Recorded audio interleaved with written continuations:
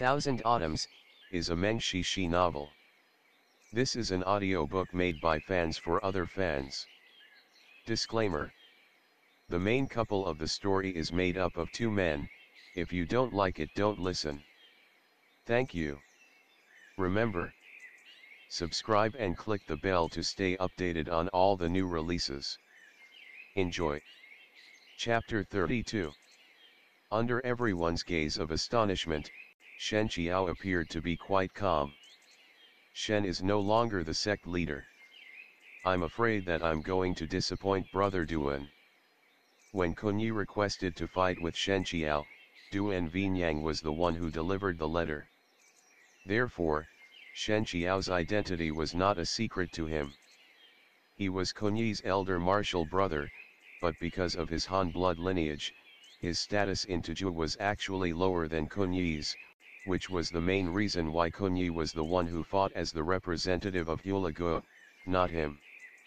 Duan Vinyang laughed. It's true that the greatest hermit retreats in the noisiest fair. With your reputation and prestige, if you have told them who you were, I'm afraid that even those from the Chunyang Daoist temple would have to wait after you. You don't need to attend the party under Sect Master Yan's name.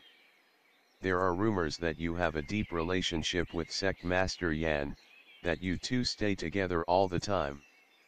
Are you telling me that it is true?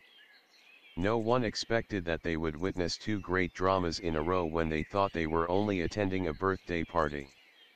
For a moment, the hall overflowed with buzzing whispers. One after another, the guests all fixed their eyes on Shen Qiao. Even Puliurjian, who was sitting next to him, was greatly astounded and turned to Shen Qiao as well. After Shen Qiao fell off the cliff, neither he nor his dead body were found. People all thought he probably felt guilty about bringing humiliation to Mount Xuandu and was too ashamed to come out again, that he might have concealed his identity and simply retreated deep into the mountains. However, to everyone's surprise, he actually showed up on a birthday party held by aristocrats of northern Zhou. Li Qingyu studied him carefully. Deep inside, he was greatly disappointed. Before he went to Mount Xuandu, he once felt sorry for not being able to fight with Shen Qiao. Looking at the other person's sickly and emaciated body right now, he felt an even greater sense of sorrow. But this time, he was not sorry for the loss of a rival, but for the fact that this rival was no longer worthy to be his rival. Shen Qiao remained silent. He didn't answer any more questions from Duan Vinyang. With a sigh, Lady Qin took off the ring and handed it to her son. This ring originally belonged to Hulagu. Time has passed. Even though things have remained the same, people have changed, as well as the situation. I ought to return it to its rightful owner now. Here, take it. She was born into a noble family, but not only did she travel afar to study in Tuju, she even had such a deep connection with Tuju's Grand Master Hulagu. Ever since their childhood, Su Wei and Su Qiao always thought their mother was just a usual well-bred lady. Her relationship with their father was also extremely affectionate and harmonious. Now, judging by the complicated feelings in their mother's words, it seemed like her relationship with Hulagu was even beyond the normal master-apprentice kind. Hulagu seemed even more of an eccentric then. After losing such an item, he delayed for so long and had not come to demand it be returned until this day, 30 years later, when Duan Vinyang appeared and finally exposed the truth to the world. Su Qiao itched to know the truth, yet was unable to ask in the current setting, so he could only relinquish the ring to a Su family servant and have them handed to Duan Vinyang. Duan Vinyang took over the ring and made a Tuju salute. I can't thank Lady Qin enough for how highly principled you are. With this keepsake, I can finally report to my master's spirit. Lady Qin asked, how did Hulagu pass away? Duan Vinyang sighed, my master went into a closed-door meditation in search of a breakthrough in order to achieve the state of harmony between heaven and man. He set a period of 3 years and asked us not to disturb him during this time. Who would have thought that when we went in to check on him after the time was up, Master had already died in a seated posture. Those present at the scene who were of an older age still remembered how the Hulagu of years past had ambitiously swept away the experts of the Central Plains and was finally stopped by Chi Fenga. Regretfully, the fate of even the prodigy of their generation was to become but a pile of dust to be scattered. No matter how fierce and heroic the future internal disputes and fights were in both the political and the pugilistic world, it no longer had anything to do with Hulagu or Chi Fenga. All capable and genius individuals eventually went with the wind, leaving only lament and sighs behind. Lady Qin remained silent. No one knew what she thought of it.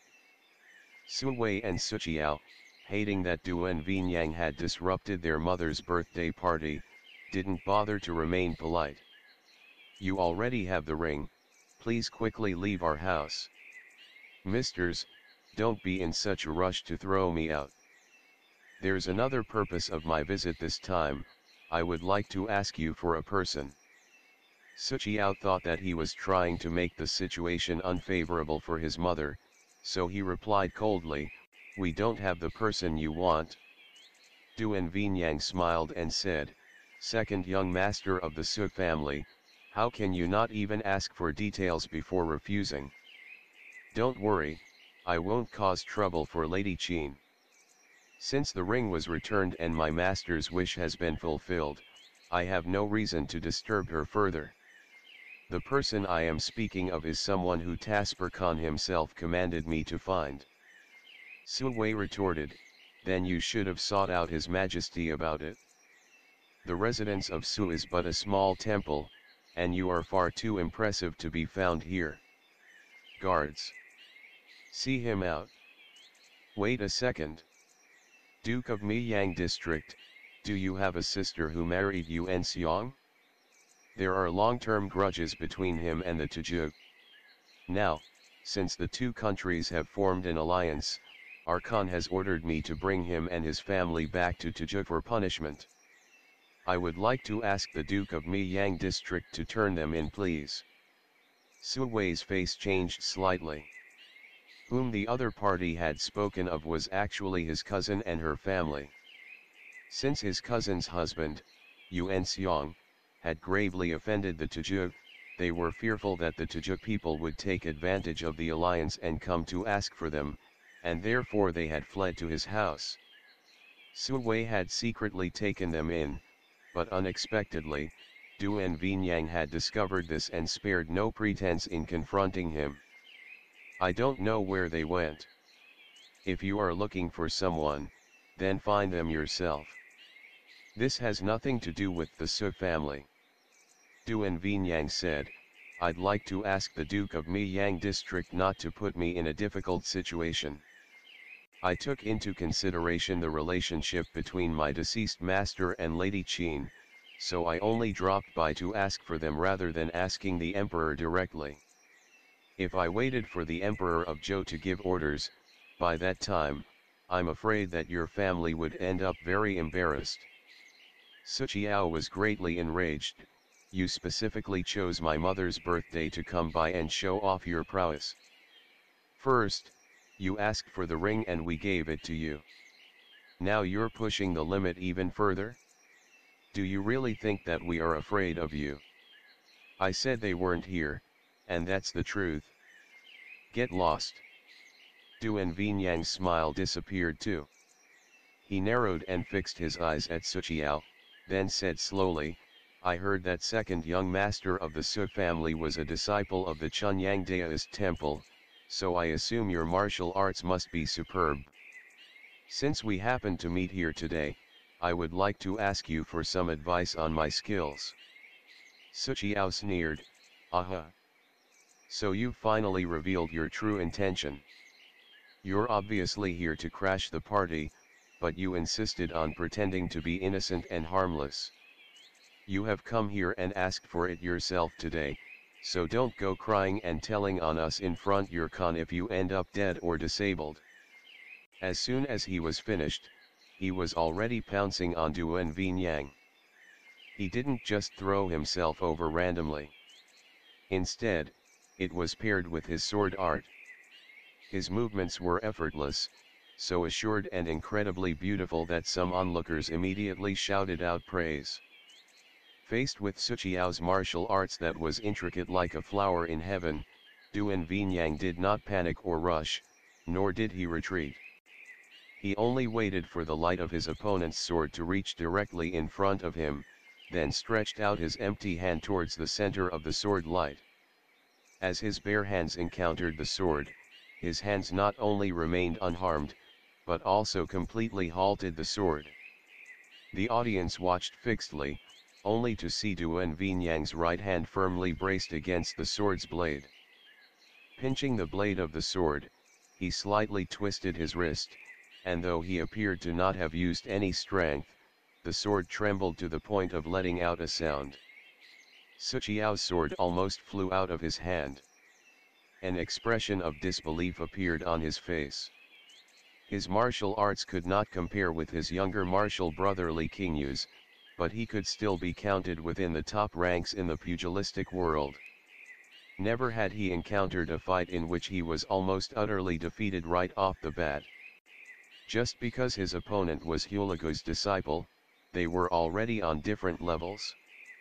Qiao refused to accept such a fact. He quickly changed tactics and did not hesitate any longer. Instead, he pulled his hand back and retreated some steps before he made a sharp turn with the help of the pillar. The sword light, shrouded in his inner chi, rushed once again towards Duan Vinyang's face, while his other hand, which was also charged with energy, stretched toward his opponent. This room is too small to enjoy the fight. Duan Vinyang didn't take it head on.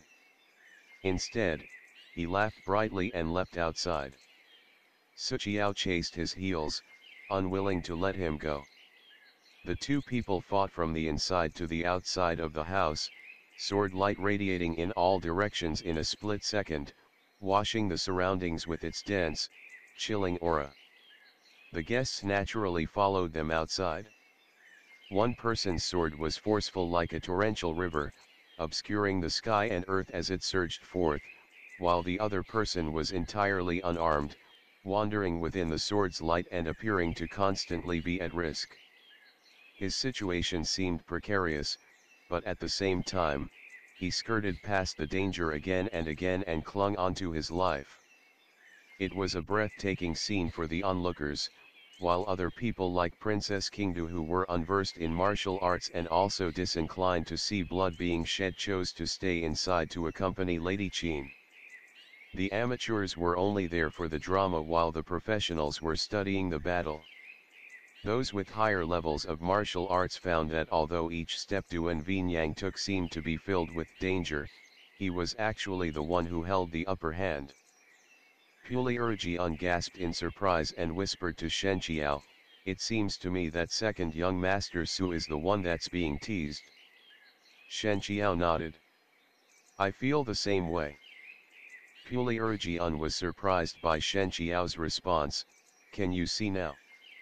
Shen Qiao replied with a smile, "I can't see, but I can hear." Puliurgian asked, "How?" "The movement of his sword, his inner chi, his steps, and even his breaths all have their own sound.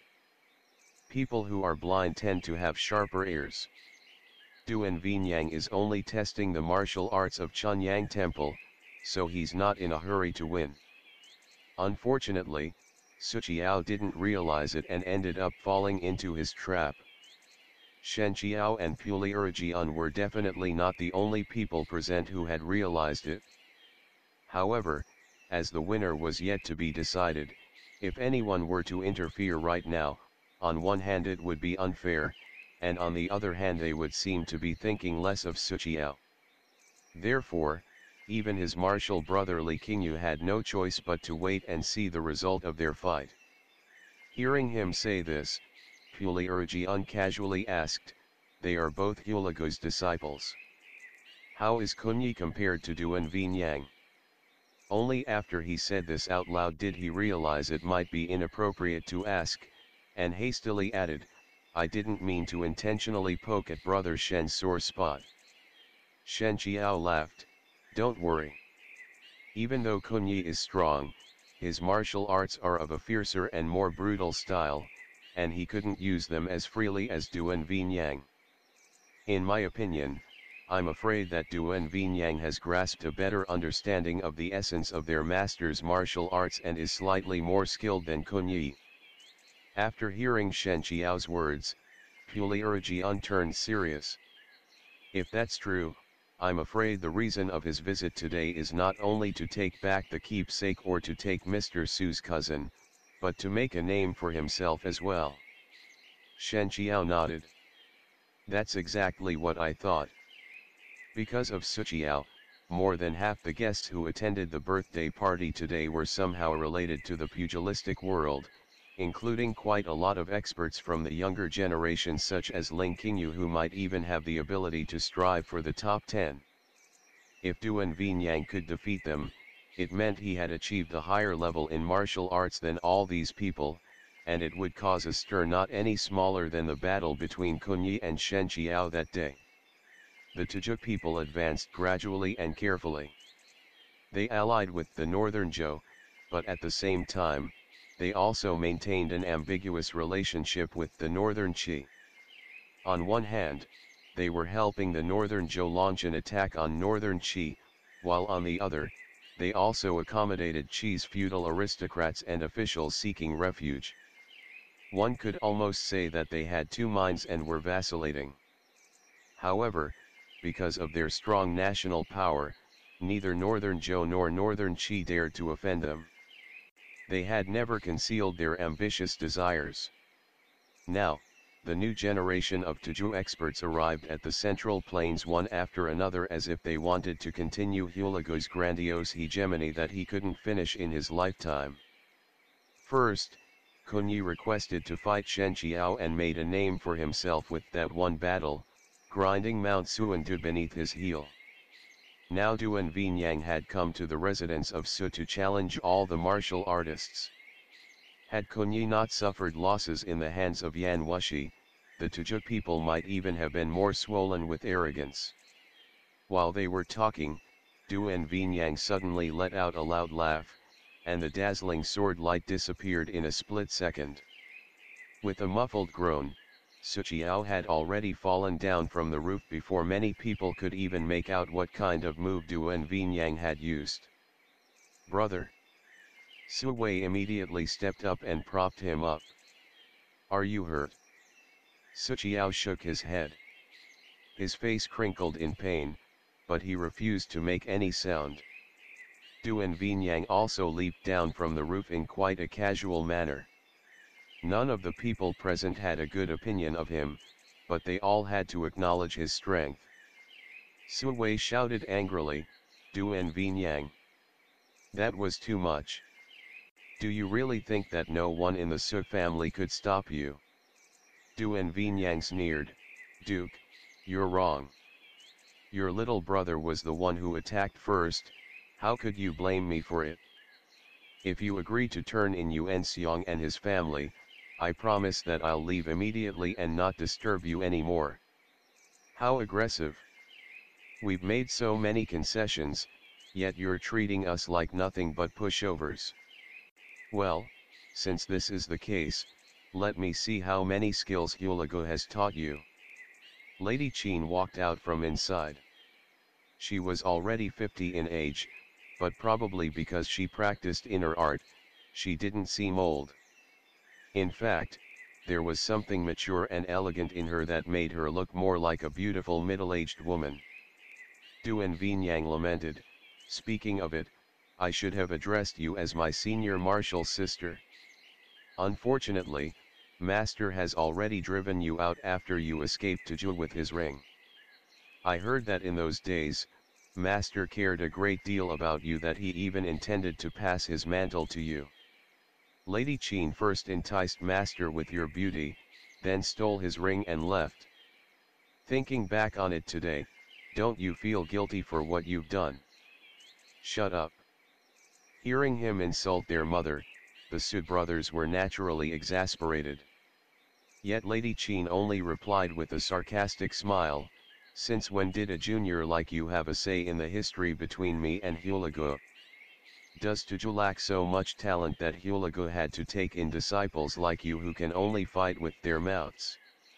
She said to Su Wei, bring me your brother's sword.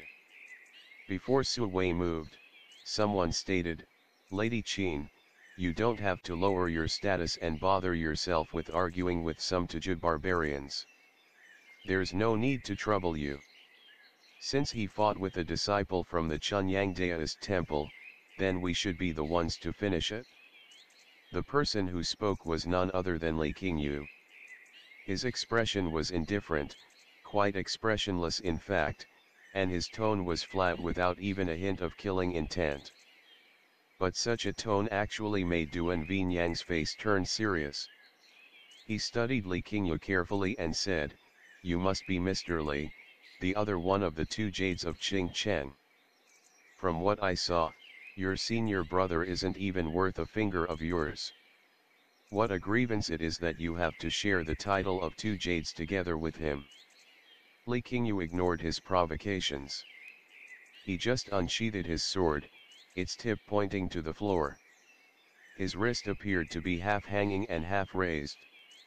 There was something languid and nonchalant about his entire posture, and it didn't seem like he was much more serious than he was a moment ago. Duan Vinyang's expression gradually worsened. Without anyone noticing, there was already a horsewhip in his hand. The whip was black and thin. It was hard to tell what it was made of, just that it seemed completely dull and opaque but at the same time perfectly ordinary. Puli Urjian couldn't figure out the knack in it. He lowered his voice and asked Shen Qiao, Brother Shen, can you make out what is special about his whip? Shen Qiao shook his head. I can't see very clearly. What kind of whip is it? Puli Urjian described it to him. Shen Qiao thought for a moment and muttered, if my guess is correct, the whip is made by soaking the skins of southern sea alligators into the secret potions of the Miao tribes. It's extremely tenacious, most sharp weapons out there can't cut it. Puli Urjian gasped, so it is a treasure indeed. Now it looks like Mr. Li has met his match. Not only him, everyone was looking forward to it. A marvelous fight was about to start, how could they not feel excited? Right after Puli Urjian finished, Li Qingyu moved. His attack was very different from Su Qiao's. Su Qiao was very fast, and fierce. He was trying to win with his speed, shrouding his enemy with his sword energy, leaving the other person with no place to escape. It could even affect his opponent's mentality, a style that was very effective against people who were weaker than him. However, for an expert like Duan Vinyang whose inner chi was as solid as a bastion of iron, he was strong enough to ignore Su Qiao's sword energy and go straight for his enemy. In comparison, Li Qingyu's movement was much slower, almost as if he was taking it calmly. In other people's eyes, all he did was send his sword flatly forward and then twirl it a little bit. The tip of his sword wasn't even pointing at Duan Vinyang but at the side, toward the ground. The action was carried out in such a laid-back manner that it was almost like a bud slowly blooming under the sun. However, in Duan Vinyang's eyes, together with that twirl, inner chi was rushing from the other person's body to the tip of the sword, then from the sword to the ground, blowing up the gray bricks as it moved. Cracks suddenly appeared all over the floor, and brick fragments along with the air stream they were wrapped in were shooting straight at him.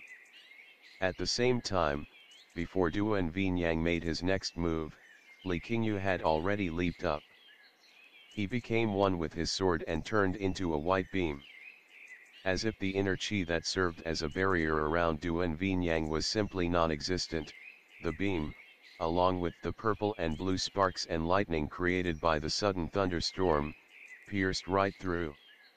From slow to fast, from gradual to rapid, all these changes happened within a split second. Anyone who wasn't paying full attention might not even understand what was happening. Duan Vinyang wielded his whip forward and it directly hit the person as well as his sword. The two streams of inner chi clashed together, like two kings confronting each other face to face. For a moment, the wind surged vigorously, as if a storm had arrived, ready to turn over the sea.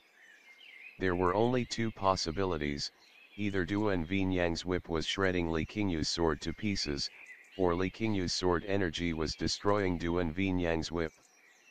However, beyond everyone's expectations, Duan Vinyang's whip missed.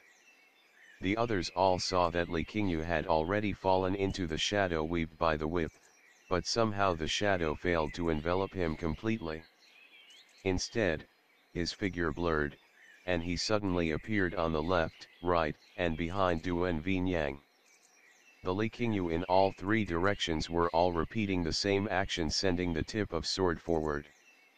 Just then, Shen Qiao and the others heard someone quietly exclaim, "Sword intent." Li Qingyu has learned the sword intent. End of the chapter. Stay tuned for more BL.